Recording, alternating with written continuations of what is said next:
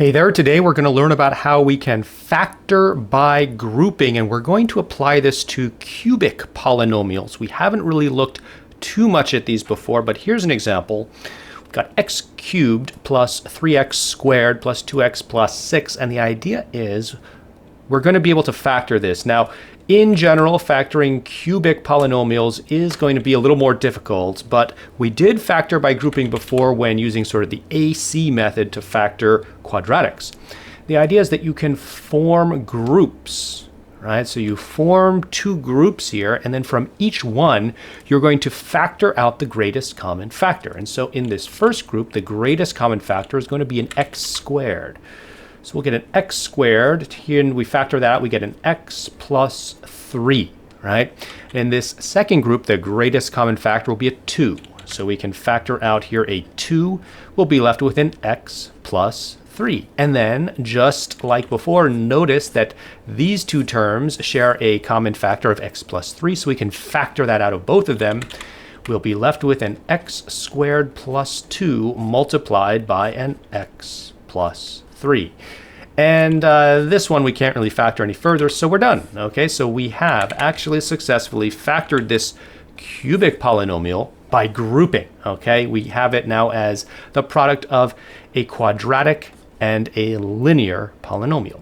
So remember how this works. Okay, so if you were to try and sort of multiply these two together, you could sort of FOIL them, right? That's one way to do that. Or you could imagine saying, let's say u is equal to x plus 3, right? So if we say that, then we can sort of transform this into sort of an x squared plus 2 times u, right? And so we just distribute the u into here. We get an x squared u plus a 2u, but u is x plus 3, isn't it, right? So this is going to equal x squared times x plus 3 times, plus 2 times x plus 3, just like that. And notice that this is exactly the same as this, right? So yes, this does in fact work. Factoring by grouping here will allow us to factor this cubic.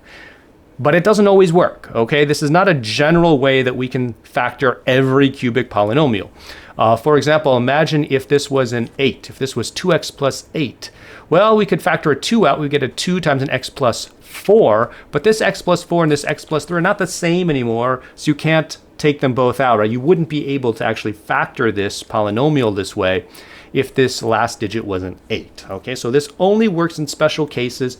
Generally speaking, if somebody's giving you as like a problem to solve a cubic polynomial like this, you can try factoring by grouping. It might work.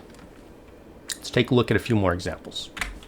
All right, so this one here is another cubic polynomial. Let me write this down. We have a 9x cubed plus a 6x minus a 15x minus a 10. Okay, and what I want to do is I want to divide this into groups again. So I have this group, but then I have to sort of, I have to add this group. So be careful with the signs here, right? I'm going to add this group like that. Okay, so this is the same as what we started out with.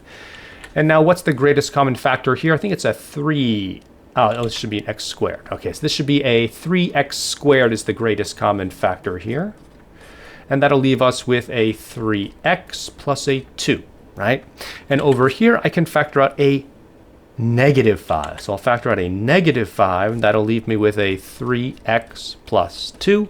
Perfect. I can factor this out from both of the terms. I'll be left with a 3x squared minus 5 times a 3x plus 2.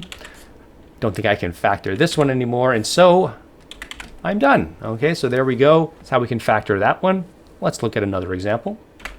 For this next one, let's write it down again. A 2y cubed plus a y squared minus an 8y minus a 4. I'm going to create my groups here, just like that. And over here, I can factor out a y squared, right? So this will give me a y squared times a 2y plus 1. And here I'll factor out a negative 4. So this could be a negative 4, and that will leave me with a 2y plus 1. So once again, I can factor out this common factor of 2y plus 1. That'll leave me with a y squared minus 4 times a 2y plus 1. And I'm almost done because if you're noticing this y squared minus 4, I actually can continue factoring this. I can factor it completely. This is going to be essentially, well, we can recognize this as some kind of y squared minus 2 squared, right? So this is the difference of two squares. So that will give me then a formula of a y plus 2 times a y minus 2 times a 2y plus 1. And so here, actually, I was able to factor this cubic polynomial into the product of 3 linear polynomials, okay? 3 linear terms here. So that's kind of nice. Let's do one more example. Here, it's a little bit interesting, but we're kind of going to do the same exact thing. Okay, so let's create our groups here. Don't have to worry about any negative signs. So from this first one, I can factor out a p squared, can't I? Right, so a p squared, this will give me a p plus a 2q, right?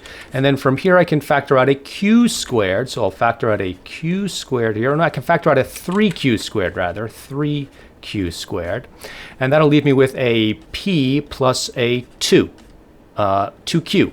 Okay, so that'll leave me a p plus 2q, and now these are a common factor, so I'm going to factor that out. I'll be left with a p squared plus 3q squared multiplied by a p plus 2q.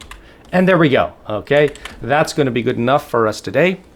And that's how you can factor by grouping. It's not too difficult. It doesn't always work. Okay, so not every cubic polynomial you'll be able to factor this way, but occasionally you can.